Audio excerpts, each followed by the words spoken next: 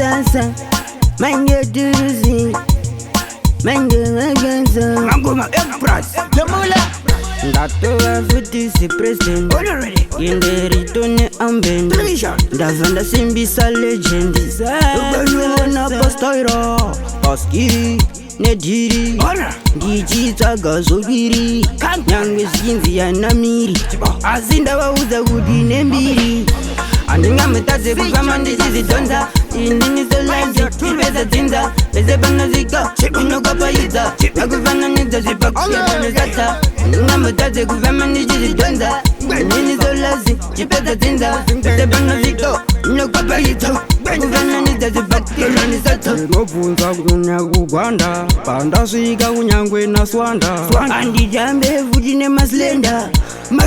aite pamubhedha ndivano kujunga nemabhonzo uchaona tajira bonzo papo tasimbisa enzo emangoma tibate penzo handingamutadze kufamba ndichizidhonza inini Solaz Chipedza Dzinza pese panozvika unokapaidza akufananidza zvipakuepanesata handingamutadze kufamba ndichizidhonza inini Solaz Chipedza Dzinza pese panozvika unokapaidza akufananidza zvipakuepanesata ndatoa futi si president yenderitone ambend ndavanda simbisa legend ubanoona pastoira paskiri nedhiri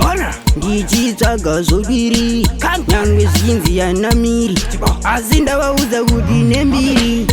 handingamutadze kufamba ndichizidhonza inini Solaz Chipedza Dzinza pese panozvika unokapaidza akufananidza zvipakuepanesata handingamutadze kufamba ndichizidhonza inini Solaz Chipedza Dzinza pese panozvika unokapaidza akufananidza zvipakuepanesata handingamutadze kufamba ndichizidhonza inini Solaz Chipedza Dzinza pese panozvika unokapaidza akufananidza zvipakuepanesata handingamutadze kufamba ndichizidhonza inini Solaz Chipedza Dzinza pese panozvika unokapaidza akufananidza zvipakuepanesata Jamula Monla Productions.